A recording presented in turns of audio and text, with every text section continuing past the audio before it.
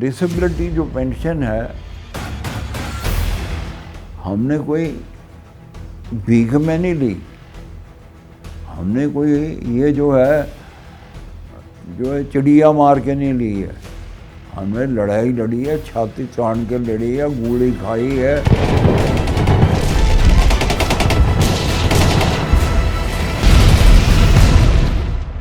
मेरे को जब चोट लगा तो मेरी एड़ी उठ गई। ये राइट एड़ी मेरी नहीं।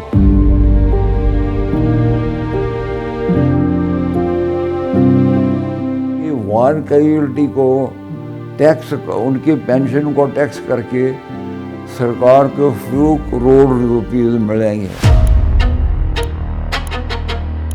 गवर्नमेंट को जो फायदा इससे होगा बहुत कम होगा, क्योंकि डिसेबल्ड लोग इतने ज़्यादा नहीं हैं। उनसे टैक्स लगाने से गवर्नमेंट को इतना फ़ायदा नहीं होगा उसमें। डिफेंस मिनिस्टर है, CDS है, 3 चीफ हैं, आर्मी, एयरफोर्स, नेवी के 3 चीफ हैं। उनकी सबके गिनती बचती होगी। वो सब सरकार को बता रहे होंगे कि ये गलत है। और अब अभी जो अगर उनमें भी दम नहीं है तो हम सॉरी अबाउट इट।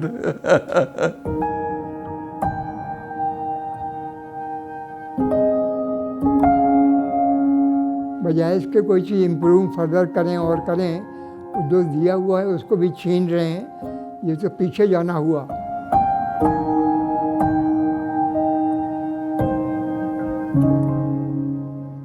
मेरा इस कैजुअलिटी से एक फ़ायदा हुआ कि मेरी वाइफ मिली। इस वेपन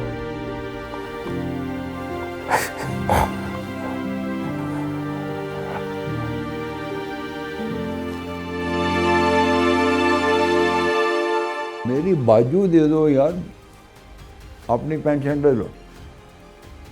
मेरी बाजू दे दो, मेरा पैर दे दो, अपनी पेंशन दे लो, टैक्स भी लगा लो, जो करना है कर लो। मेरा नाम कर्नल जगदीश राज शर्मा है। फौज में मेरे को नॉर्मली जेरी शर्मा बोलते हैं। मैं लेफ्टिनेंट कर्नल PK कपूर, क्षेत्रीय खिलाई कालीधार पलटन का रिटायर्ड आर्मी अफसर हूँ। मैं 1962 में कमीशन हुआ था गोरखा रेजिमेंट में, 5-4 गोरखा रेजिमेंट। बजट 2026 में सेनाओं को लेकर एक प्रोविजन इशू किया गया था, जिसे लेकर आजकल काफी कंट्रोवर्सी हो रही है। नए प्रोविजन के तहत सिर्फ उन सैनिकों को इनकम टैक्स में, जो पेंशन पर उनकी इनकम टैक्स होती है, उसमें छूट दी जाएगी जो सर्विस के दौरान या सर्विस की वजह से हुई डिसेबिलिटी की वजह से सेना से बाहर हो गए। लेकिन उन सैनिकों को टैक्स छूट से बाहर रखा गया है जो डिसेबिलिटी के साथ ही अपनी पूरी सर्विस करके रिटायर हुए हैं। इस बात पर विपक्ष से लेकर कुछ पूर्व सैनिक अपना विरोध जता चुके हैं। ऐसे में आज हमारे साथ कुछ वॉर वेटरन्स हैं जिन्होंने अलग अलग वॉर्स में अपना योगदान दिया और सर्विस के दौरान दे सस्टेन्ड डिसेबिलिटी।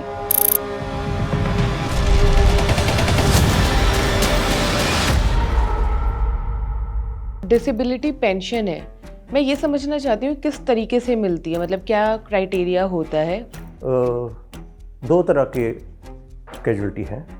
एक तो है जिनको चोट लगी और वो नौकरी करते गए। हमारा ऑप्शन नहीं पूछा गया था। मेरे को उस समय मेडिकल बोर्ड ने सोचा कि मैं नौकरी कर सकता हूँ।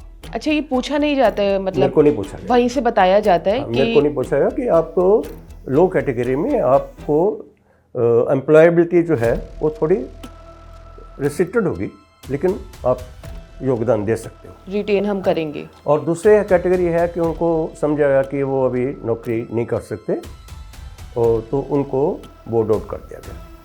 उनको उनका डिसेबिलिटी पेंशन के हिसाब से उनको पेंशन मिलती है बोर्ड आउट कर। तो जो अभी ये टैक्स लगाने की बात हो रही है, ये किस पेंशन पर लगनी है? अभी ये किया है गवर्नमेंट ने कि जो टैक्स एग्जेम्प्ट था उसको इस साल से वो हटा रहे हैं, जो कि बहुत ही अनफेयर है, अनुचित है हम लोगों के साथ में। कुछ लोग जो थे जो पहले रिटायर हुए थे उनको दे रहे हैं और जो बाद में रिटायर हुए थे उनको नहीं दे रहे हैं। ये बड़ा जो है आर्बिट्रेरी है और गलत है, ये नहीं होना चाहिए। इससे बहुत हम लोगों का फौज में मोरल के ऊपर असर पड़ेगा और गवर्नमेंट को फ़ायदा तो बहुत मामूली होगा इससे। इतना बड़ा उनका बजट है, वो गवर्नमेंट की अभी वर्ल्ड की थर्ड इकोनॉमी बनने वाली है, तो ये नहीं होना चाहिए। ये हम लोगों के ऊपर बहुत गवर्नमेंट का अत्याचार है।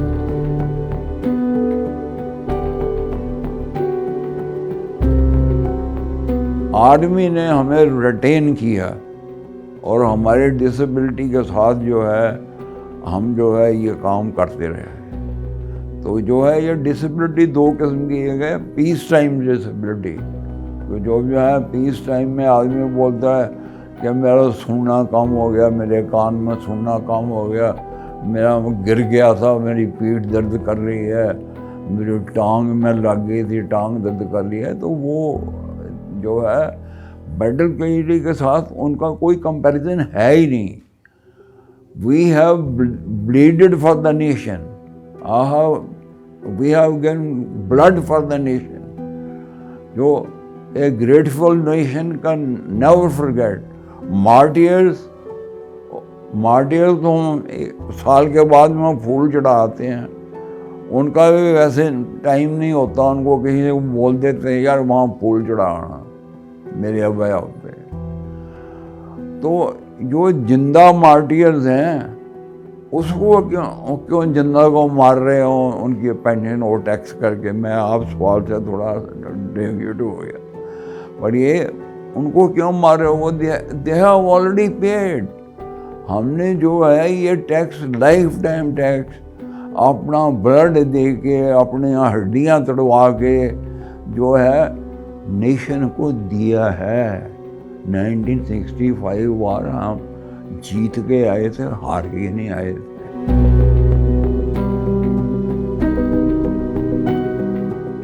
बैटल कैजुअल्टीज को अगर आप टैक्स कर, उनका पेंशन को टैक्स करना चाहते हो तो it will be very demoralising for the troop, even serving troop.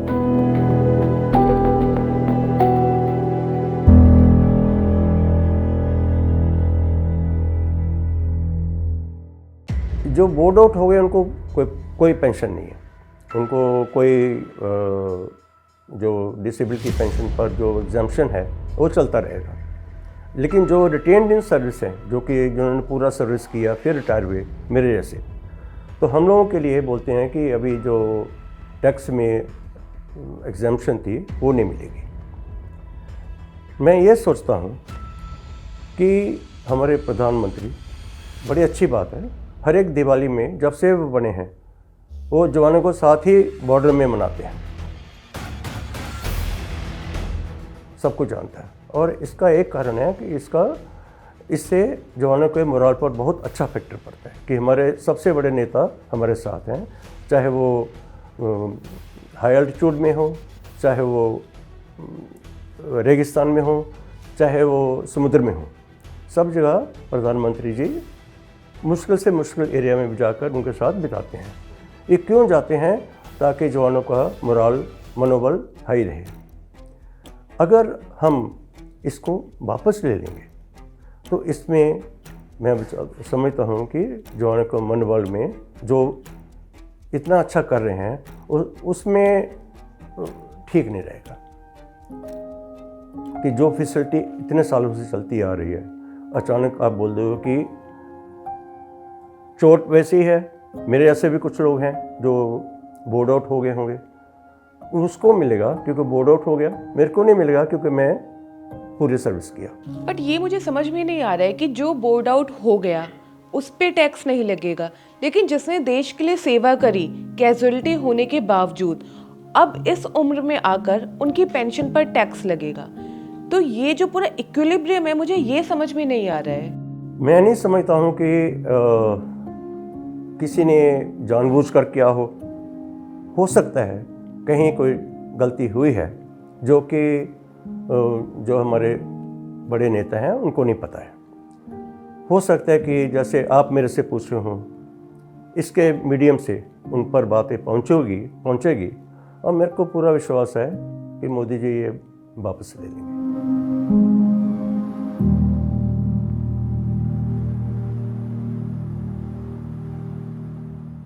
ऐसा पहली बार हुआ है या इसके पहले भी होता था, और आपको क्या लगता है कि सरकार ने ऐसा क्यों पहले किया? भी गवर्नमेंट ने करने की कोशिश करी थी, तो सुप्रीम कोर्ट ने ऑर्डर किया था कि ये उनका गलत है, और उन्होंने गवर्नमेंट के इस एक्शन को रोक दिया था, और उन्होंने कहा था नहीं, इनकी ऊपर टैक्स नहीं लगेगा।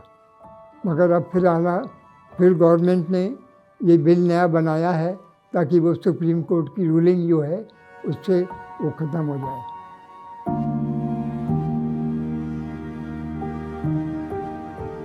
सरकार के बाद में मेरे को बोलने में बहुत संकोच है कि यहाँ तो सरकार को पता नहीं कि बैटल ग्रेविटी क्या होती है, गोली कैसे लगती है, खून कैसे बहता है। पार्लियामेंटेरियन में मेरे ख्याल में पार्लियामेंट में हैंडफुल ऑफ एक्स सर्विसमैन होंगे जिनको स्पेन का पता है। यहाँ जिसका बच्चा हो फौज के अंदर उसको पता हो, नहीं तो पार्लियामेंट के अंदर एसी में बैठ के हम जो है नागालैंड में बर्फ़ों में, JNK में बर्फ़ों में, राजस्थान में रेतों में, वहाँ कोई एसी नहीं होता।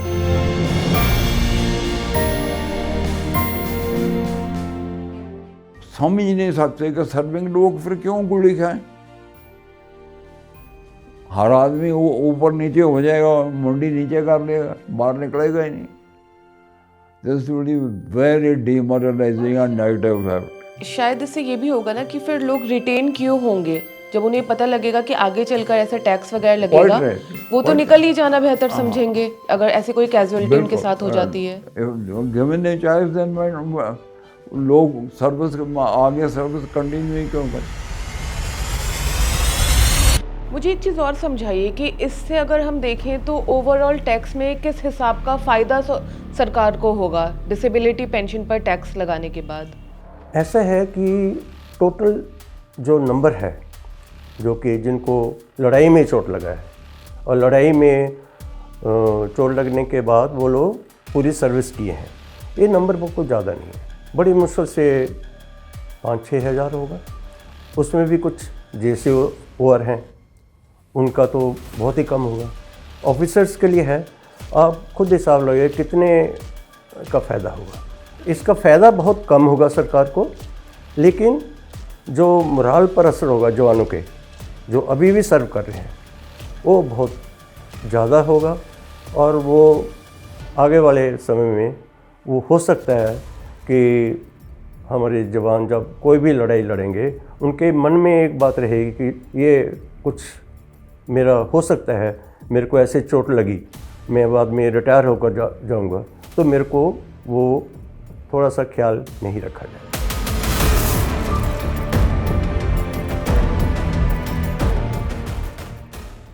जिसने देखा है वही बिलीव कर सकता है।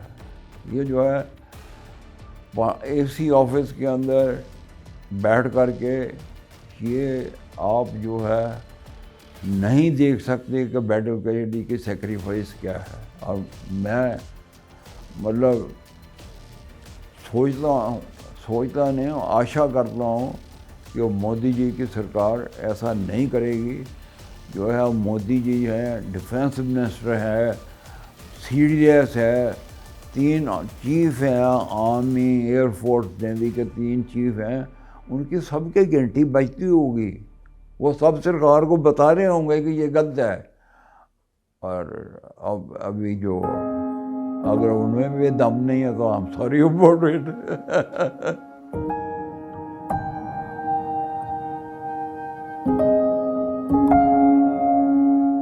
इस इंजरी की वजह से जो आपने बताया आपके एक हाथ में है, इसकी वजह से आपकी जो रोज़ाना की लाइफ है उस पर क्या असर पड़ा है?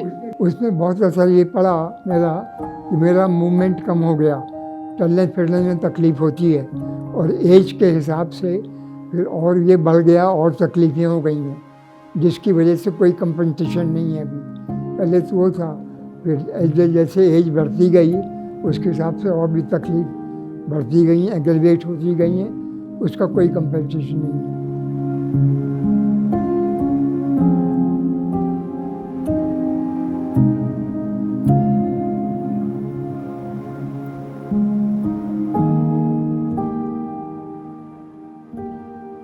हम अपनी पूरी बॉडी को इस्तेमाल नहीं कर सकते। जो है 20 आवर जीवन यापन के लिए एक असिस्टेंट चाहिए। ड्राइव नहीं कर सकते, यहाँ तो ड्राइवर चाहिए। यहाँ जो है हम टैक्सी इस्तेमाल करें, उसमें टैक्सी में भी जो है टेक्नोलॉजीज़ के साथ we are not up to date, we really can't use. और हम इस्तेमाल नहीं कर सकते। हमें जो है डिपेंडेंट होना पड़ता है, किसी बच्चे को बोलना हो, किसको बोलना कि बेटे हमें टैक्सी कर दो, हम अभी हॉस्पिटल से आ रहे हैं। हम रोज़ जो है फिज़ियोथेरेपी के लिए मैं जाता हूँ, मेरी बैक के लिए, ये लोअर लेग्स के लिए और नेक के लिए। I'm hard of hearing also, and it is a fact of the battle. You see, जो आरटी का घोड़ाबारी होती है उसके अंदर जो पास में हो साउंड से अफेक्ट हो गया। आपके कानों की जो सुनने की क्षमता है वो भी कम हो गई। हाँ, क्षमता कम हो गई, कानों की सुनने की क्षमता भी कम हो गई। मैं कुछ आर्टिकल्स पढ़ रही थी तो उसमें ऐसा भी लिखा गया था कि इसे इसलिए लाया गया है क्योंकि इसके पहले सेना में टैक्स को लेकर कई लोगों ने कुछ ऐसी चीज़ें करी हैं टैक्स से बचने के लिए, जल्दी रिटायर हो गए या उन्होंने छोड़ दिया। तो ये थोड़ा आप समझाएंगे ये क्या कैसे केसेस हैं? ऐसा हुआ है, कुछ केसेस में ऐसा हुआ है। ये ख़ास तौर में जो सीनियर रैंक में थे उनमें हुआ है, मैं नाम नहीं लूँगा, बड़े मशहूर हैं सबको। उन्होंने रिटायरमेंट से पहले अपने आप को अपना उनका जो रसूख था उसके हिसाब से उन्होंने लो कैटेगरी में आ गए और उसके हिसाब से उन्होंने डिसेबिलिटी पेंशन ले लिया। कुछ ऐसे भी हुए हैं जो कि उन्होंने देखा कि मैं रिटायर हो रहा हूँ, लो कैटेगरी में आ गए, लेकिन फिर पता लगा कि नहीं मैं अभी अप्रूव हो गया हूँ, मैं और सर्विस कर सकता हूँ। उन्होंने अपग्रेड करा लिया। फिर लगा कि नहीं वो उनको एज नहीं आ रही है, उनको रिटायर होना पड़ा, दोबारा उन्होंने दोबारा डाउनग्रेड करा लिया। कुछ ऐसे केसेस हुए हैं, लेकिन ये नंबर कुछ ज़्यादा नहीं है। मैं समझता हूँ कि अगर सरकार चाहे तो ऐसे केसेस को कैसे बंद किया जाता है वो कर सकते हैं, लेकिन इसके लिए पूरा वार डिसेबल जो सर्विस पर्सनल हैं उनको नहीं, ये उनको भुगतना नहीं चाहिए। आपने 2 वॉर्स में हिस्सा लिया था। मैं यहाँ पर जानना चाहती हूँ कि जंग के मैदान में आपको किस तरीके की कैजुअल्टी हुई? टास्क दिया गया, कोई 10 किलोमीटर अवे पाकिस्तान की एक पोस्ट थी, उसका नाम था रोडी पोस्ट। हम उस कंपनी में जो है 2 अफसर थे, दोनों हम गए। सारी रात हमने पैदल चले। अर्ली मॉर्निंग फर्स्ट लाइट से पहले हमने उस पर अटैक किया और उस अटैक के अंदर मेरे को गोली लगी, मेरे दूसरे अफसर को भी गोली लगी और जवानों को गोली लगी। मेरे को एक तो लेफ्ट पाँव में गोली लगी है, वो जो है कंटिन्यूसली जो है दर्द करता रहता है। अभी जो है दूसरी लगी मेरी आर्म के अंदर, लेफ्ट आर्म के अंदर, multiple fracture of lower end humerus with joint involved. अभी मेरी बाजू सीधी नहीं होती है, I can't use it.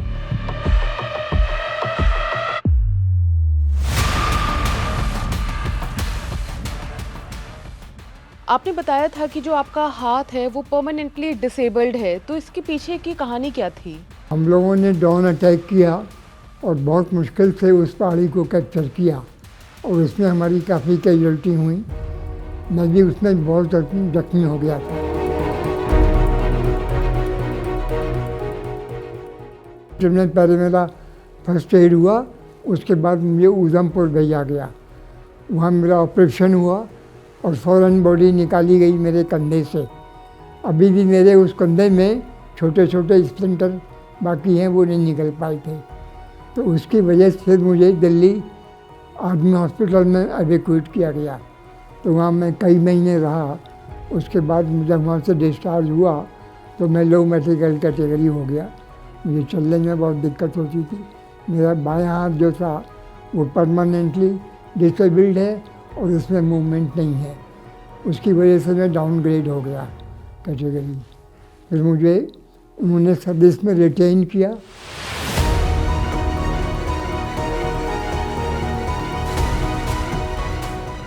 Interview के पहले आप बता रहे थे कि आपका माइंस के ऊपर पैर पड़ा, क्या हुआ था? मेरी पोस्ट के पास एक टेकरी थी, उसका 541 अल्फा नाम की। वहाँ पर बोलते थे कि 1948 वाली लड़ाई में वो पोस्ट 2-3 बार कभी उनके पास थी, कभी हमारे पास थी। तो क्या हुआ कि अगस्त के महीने में, लेट अगस्त में, हमारे जवानों ने पाकिस्तान की तरफ से कोई 30-40 भैंस गायें पकड़ी। वो लोग उसी रास्ते से आए। जब वो आए तो फिर ऊपर वाले जो ऑफिसर्स थे उन्होंने सोचा कि अगर भैंसें आ सकती तो आदमी भी आ सकते हैं। तो मेरे को बोला गया कि आप जाकर वहाँ उसका एग्जैक्ट पता करो कि माइनफील्ड है या नहीं है। तो मेरा एक जेसीओ था, एक जवान को लेकर 29 सितंबर 1966 में वो टेकरी में गया रैकरी करने के लिए। मेरे मन में थोड़ी था कि कुछ होगा, तो मैंने उनको बोला तुम लोग बाहर वेट करो। तो मैं खुद जाकर अंदर गया। मैं पूरा घूमा, मेरे को कोई माइन नहीं दिखाई दिया। लेकिन जैसे मैं वापस मुड़ा, मैंने माइन पर पाँव रख दिया। तो मेरा जेसीओ बाहर था, वो बोलता साहब आपने शोर मारा है क्या, क्योंकि वहाँ वाइल्ड बोर बहुत थे। मैं कहा नहीं शोर नहीं मारा, माइन में पार पड़ा। कहता साहब मैं आ रहा हूँ। तो वो टाइम काफ़ी लग रहा था कि बहुत बड़ा टाइम है, तो दर्द भी हो रही थी। तो हम गाना गा रहे थे, वतन की राह में वतन के नौजवान शहीद हो। तो उसके बाद इस वक्त आपका पैर माइन के ऊपर था या पड़ चुका था? फट चुका था और वो फट मैं चुका लेटा था। हुआ था। अच्छा। तो हम गाना गा रहे थे कि वतन की राह में वतन के नौजवान शहीद हो।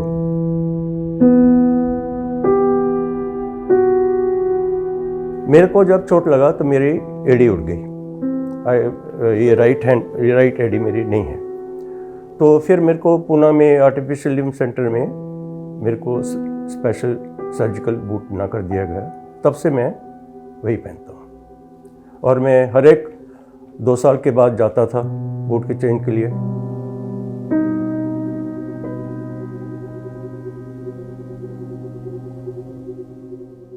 तो जाते जाते आपको बता दें कि इस फैसले को लेकर सरकार ने अभी तक कोई आधिकारिक बयान जारी नहीं किया है, लेकिन सोर्सेस कहते हैं कि सरकार अपने रेवेन्यू एक्सपेंडिचर, रक्षा बजट का वो हिस्सा जिससे पेंशन दी जाती है, उसमें कटौती करना चाहती है। कई मीडिया रिपोर्ट्स में ऐसा दावा किया गया है। विपक्ष और वॉर वेटरन्स लगातार इसके अगेंस्ट में अपनी बातें रख रहे हैं। आपकी क्या राय है, जरूर बताइएगा कॉमेंट बॉक्स में।